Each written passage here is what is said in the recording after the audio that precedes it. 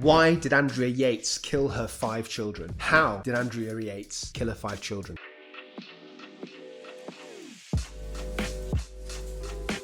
Hello cruel world, this is a video about the shocking case of Andrea Yates, a nurse who drowned her 5 children on the 20th of June 2001 in Houston. This channel is a Psych for Sore Minds, the only YouTube channel that covers true crime and mental illness that is hosted by a professional consultant forensic psychiatrist. I'm your host, Dr. Shaham Das. I assess mentally disordered offenders for a living, so you don't have to. This is part 1 of a 2-part series. In this video, I'm going to go through the background and the case of Yates, and I'm also going to tell you about her symptoms and a diagnosis. In the next video, I'm going to do a deep dive and I'll give you my opinions on the unusual, remarkable, and controversial aspects of this case, of which there were plenty. In this episode, I'm going to answer the following questions. How did Yates kill her children? What symptoms did Yates have at the time? What was her diagnosis? And also, what is postnatal depression and what is postnatal psychosis? Then in the next episode, I'm going to talk more about the medico-legal aspects. So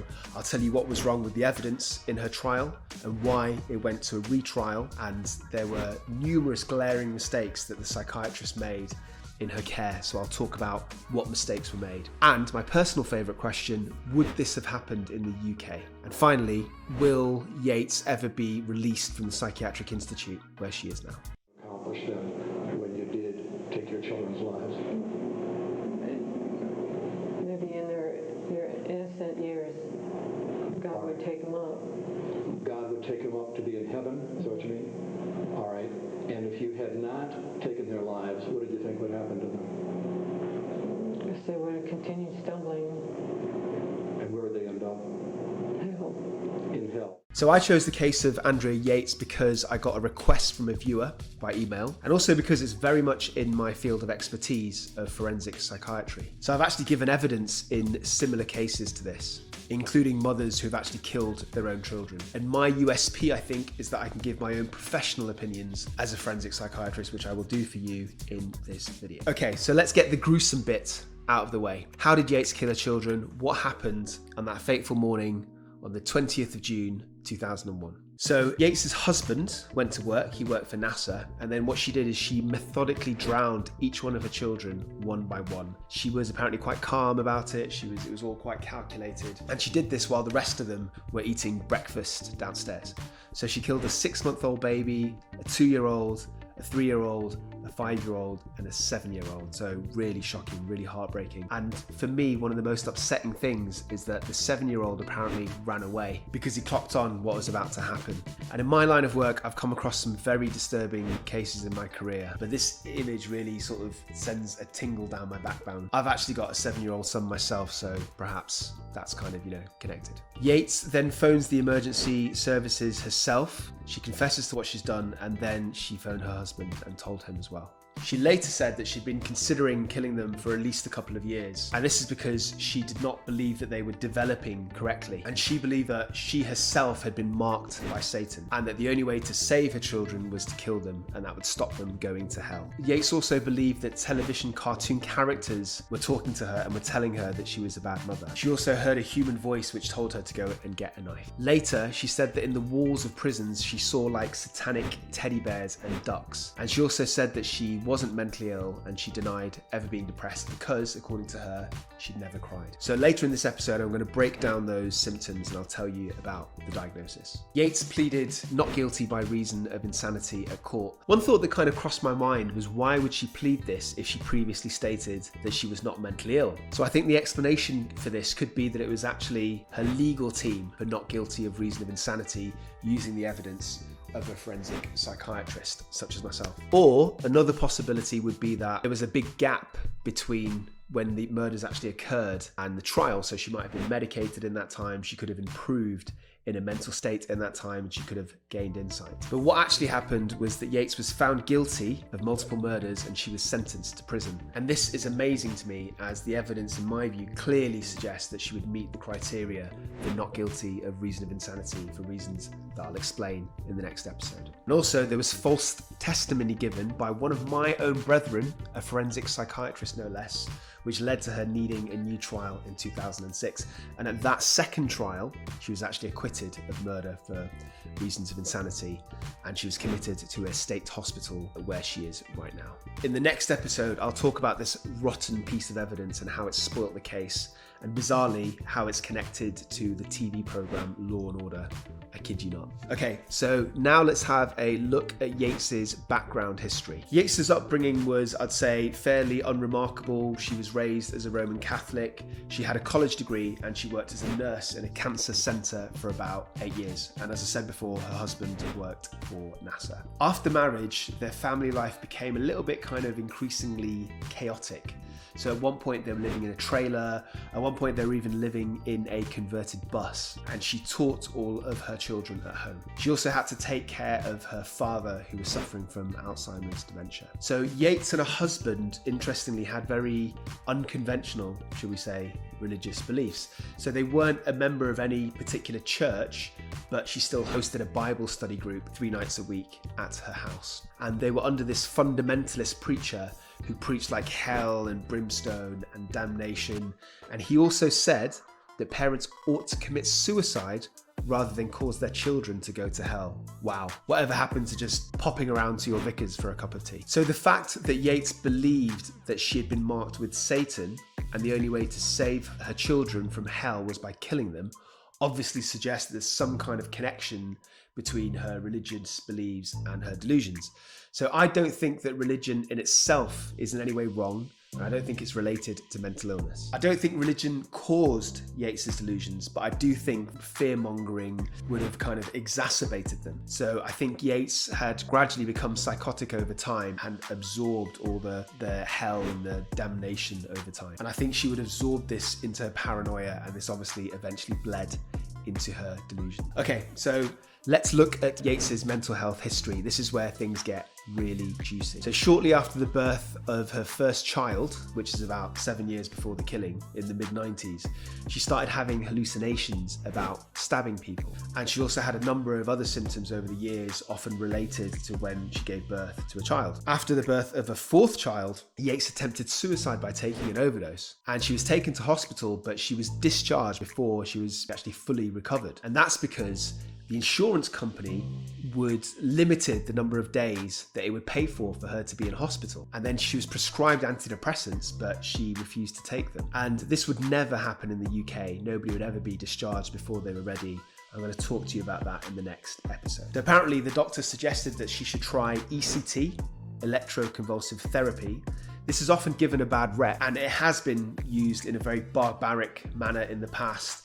They used to shock patients without any anaesthetic, without any muscle relaxants. But contrary to popular belief, ECT is actually quite effective in some special cases, particularly where medications have failed and also where the illness is severe and the risks are very high and you need like rapid results. I will eventually at some point in the future do an episode on a Psych for Sore Minds about ECT. After the death of her father in 2001, so that's a few months before the killing, Yates deteriorated even further. She stopped talking, she stopped drinking, she wasn't like looking after or nursing her baby.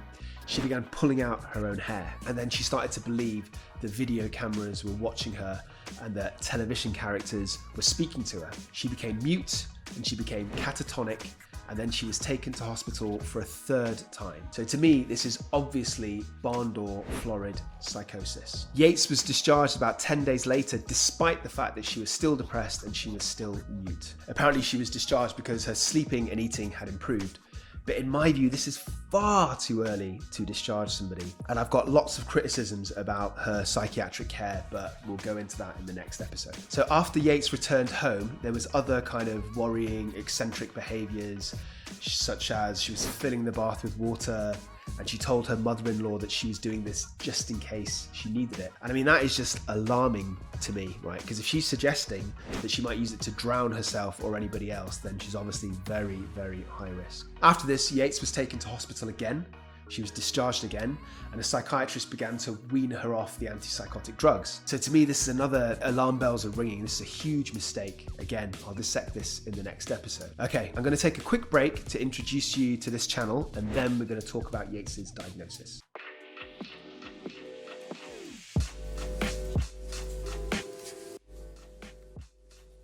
So, welcome to A Psych for Sore Minds. I'm your host, Dr. 𝐏𝐬𝐲𝐡 𝐅𝐨𝐫. I'm a consultant forensic psychiatrist, and I assess and rehabilitate mentally disordered offenders in prisons, in courts, and in secure psychiatric units. I also work as an expert witness to advise judges in criminal courts across the UK. So basically, I'm legit. This channel dissects a whole range of mental health topics, some related to offending and violence, like this one, and some not. My USP, I think, and the reason I think you should watch me, is that in many of my episodes, I talk about real-life past cases that I've assessed. I have to ask you, what other YouTube channel has the balls to do that? There are new episodes out every Tuesday and Friday, so you need to subscribe to not miss out. And there is something for everybody on this channel.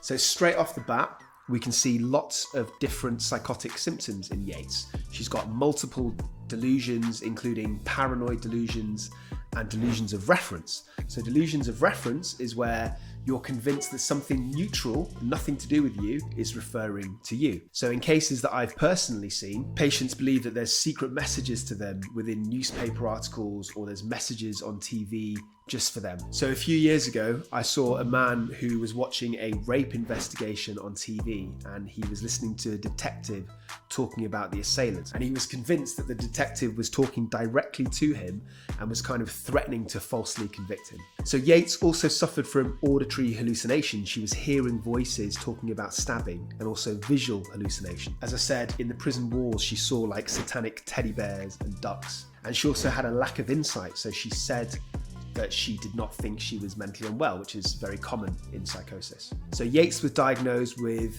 major depressive disorder, schizophrenia, schizoaffective disorder, bipolar affective disorder, and postnatal psychosis. You're probably thinking the same thing as me, which is that it's not helpful. It's like bad clinical practice to have so many different diagnoses. It kind of muddies the water and makes everything a bit more confusing. Although on a practical level, it doesn't actually really make that much difference in terms of her treatment, because either way, she'd be given antipsychotics and antidepressants. Okay, I'd like to quickly tell you about postnatal disorders. So the two most common ones are postnatal depression and postnatal psychosis. So postnatal depression affects about 10 to 15% of women. So over half of new mothers have what we call the baby blues. So that's just a little bit of sadness, and that's caused by things like hormonal changes, and obviously just having a baby is a massive life change, a massive life commitment and responsibility. And it usually starts about 3 or 4 days after birth. You might have mood swings, you might burst into tears easily, you might feel irritable, low, anxious at times.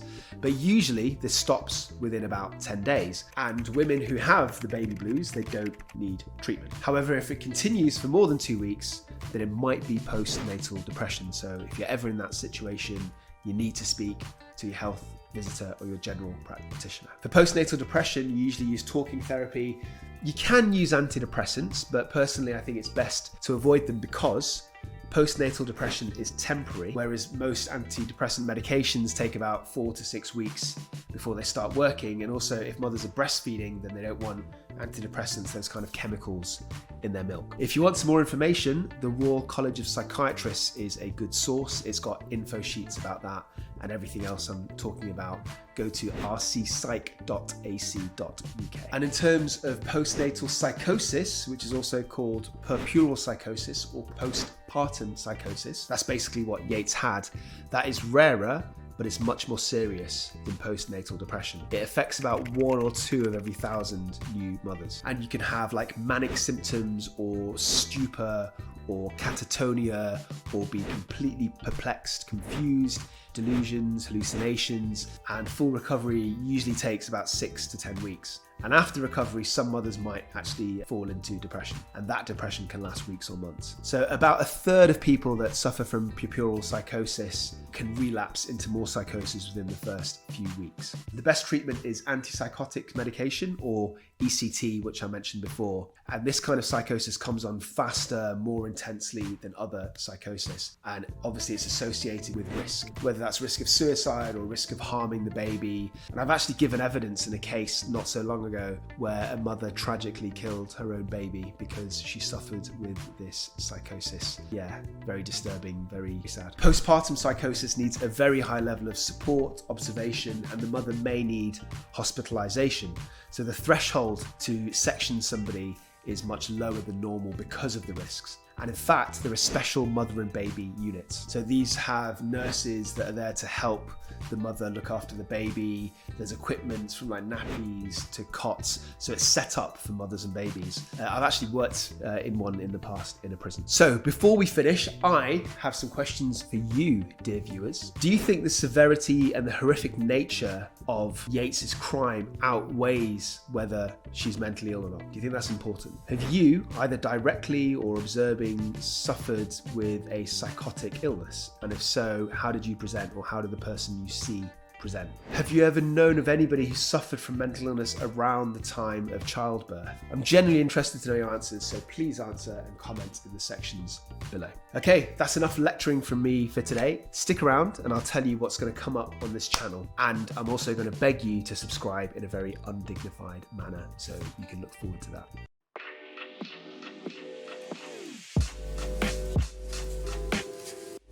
Before I tell you that, I'm excited to share some news with you guys, which is that I'm going to be a speaker at CrimeCon UK in London in June 2021. It's a massive convention for true crime fans. It's huge in the States and it's coming over to the UK for the very first time. There's going to be lots of expert speakers, from law enforcement officers to reporters, your favorite true crime podcasters and bloggers. I myself will be doing a talk about 2 real-life heartbreaking cases I've assessed where people have actually killed their own family members. Both had mental illness, and I gave evidence in both cases. One I found was responsible for the murder and one wasn't. So if you are a true crime enthusiast, you cannot miss out on this event. There'll be a link to get tickets below, and if you put in the code PSYCH, then you can actually get 10% off your ticket.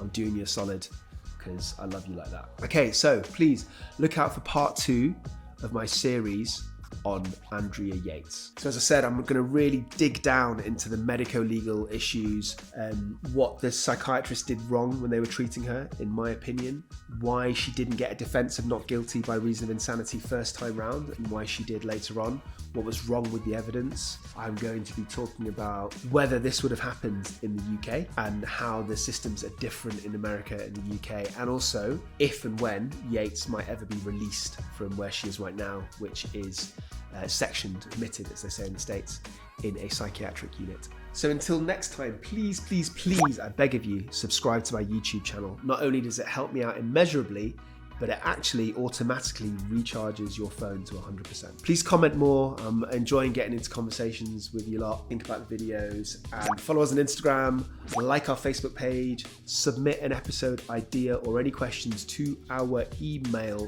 which is psychforsoreminds@gmail.com. And if you're going to reference us, use the hashtag PsychSore. Finally, please tell your favorite people about Psych for Sore Minds because they deserve it. Spread the love. Until next time, stay euthymic, homies, and remember, I love you. Now go away.